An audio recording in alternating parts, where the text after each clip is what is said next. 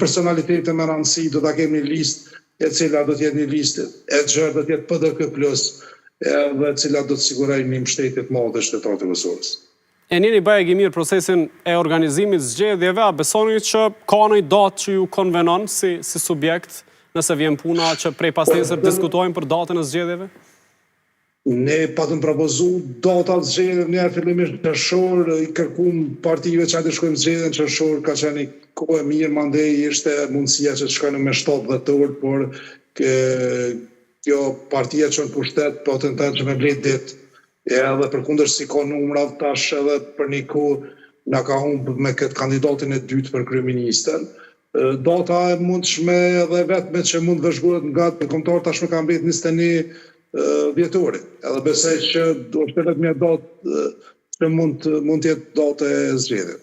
E qarë, Gjoshi, të falenderoj shumë që gjete kohë të inkuadrohesh në Kompas. Faleminderit shumë. Ishim me qëndrim të dorës së parë. Betim Gjoshi nga Partia Demokratike, subjekt i cili sot e pati konventën dhe zgjodhi për kryetar të ri të partisë, Bedri Hamzën, ish kandidatin për kryeministër në zgjedhjet e shkurtit dhe kryetar të deri tashëm të komunës së Mitrovicës. Këtë çështje dhe të tjera që lidhen edhe me PDK-n edhe me krejt subjekte tjera politike, pasi që pas nesër do të ketë maksimumi një seancë për të votuar qeverin Konjufsa, do të diskutojmë me dy mysafirët e mi në studio, Dajana Berisha dhe Basri Muja. Faleminderit shumë që jeni këtu. E dëgjuam, Berisha, edhe qëndrimin e PDK-s, por edhe e pam si tërsi organizimin e konventës. Si tu duk, si çështje politike, si proces? Po mendoj që është një hap pozitiv që po ndodh, si për partinë, për PDK-n, Partinë Demokratike të Kosovës, por edhe për demokracinë në Kosovë. Më thënë është një ndër ato hapat pozitiv në gjithë këtë mori ngjarjesh të një natyre stagnative, pra kemi kaq kohë, gati thuaj se një vit që jemi, si thosh, në vend numëro, dhe kjo është sigurisht është një ngjarje që unë personalisht mendoj që është e pozitive për Kosovën, i bën mirë demokracisë së Kosovës.